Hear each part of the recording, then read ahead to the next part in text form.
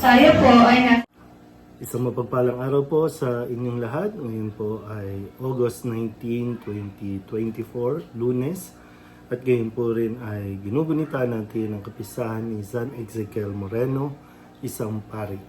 Ang ating pong unang pagbasa at pagninilay sa araw nito ay hinango mula sa aklat ni Propeta Ezekiel, chapter 24, verses 15 to 24.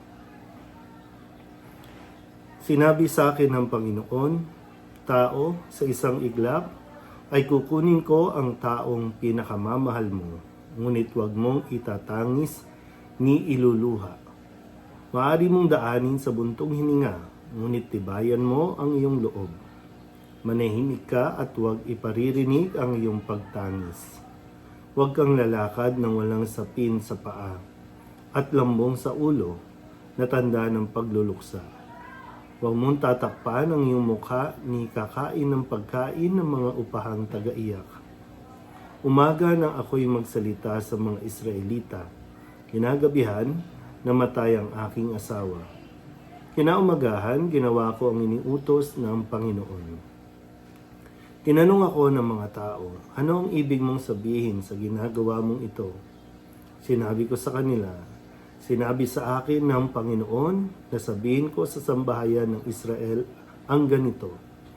Ang aking templo na siyang sagisag ng inyong kapangyarihan at kasiyahan ay sasalaulain ko at papatayin sa tabak ang inyong mga anak.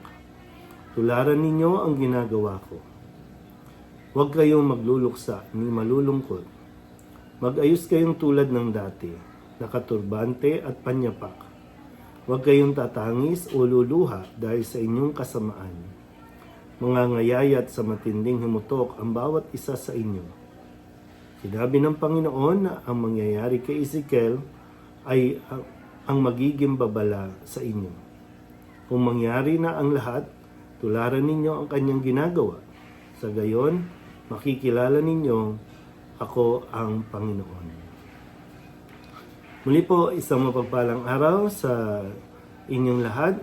At ngayon po ay ating ginugunita ang kapisahan ni San Ezekiel Moreno. Siya po ay isang pari at sa ating pong kasaysayan dito sa Pilipinas ay dumaan siya sa iba't ibang bahagi din ng ating bansa upang maglingkod at maghatid ng mabuting balita para sa lahat. At si San Ezekiel ay isa sa mga naging santo na nilalapitan para humingi ng tulong, lalong-lalo na sa mga may sakit na dumaranas sa sakit na cancer. So siya po ay naging patron saint ng mga may cancer.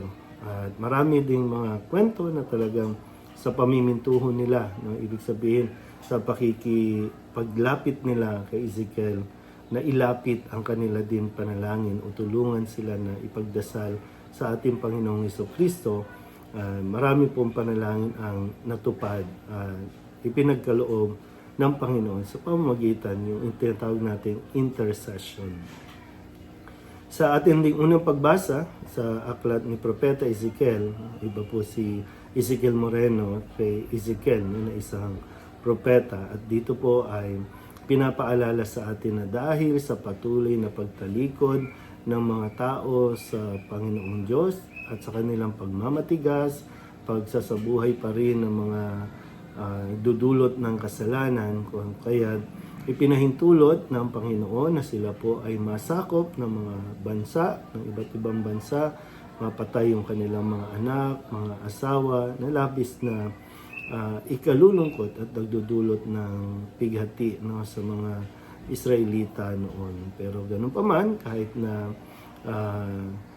may panahon na pagpaparusa ng Panginoon ang nangyayari sa Israel, pero pinapakita pa rin na sa bandang dulo ay mahahabag pa rin ang Panginoon at sila po ay tutulungan. Ganun din naman po itong ginagawa sa atin ng Panginoon magpasa hanggang ngayon. Sa pagtalikod natin lagi sa Kanya, sa paglayo natin sa Kanya, pag-iwas natin, minsan mas priority natin ang ibang bagay kaysa ang magsimba, lalo na kapahapon, no? Linggo. Ilan nga ba sa mga Katoliko ang nagpaliban na naman o kaya dumaan na yung linggo, nakalimutan na magsimba. So, di ba? Parang, kaya kung ano man na nangyayari sa atin, minsan pahintulot na rin na mangyari ito, bagamat ito ay bunga ng ating mga desisyon, pero pinapahintulutan muna ng Panginoon na maranasan natin na maghirap dahil sa ating mga maling mga ginagawa. Pero siya pa rin naman talaga ang tutulong sa atin. Siya pa rin ang mahahabag at kusang lalapit din para tayo muling ibangon mula sa ating pagkakadapa. Kaya patuloy natin na pagnilayan ang ating pong mga ginagawa kung sakali man na tayo ay nagkakasakit, nagkakaproblema. Isipin lang natin kung ano nga ba talaga yung mga nagawa nating paglabag sa mga utos ng ating Panginoon. Muli po, isang mapagpalang araw sa inyo po na.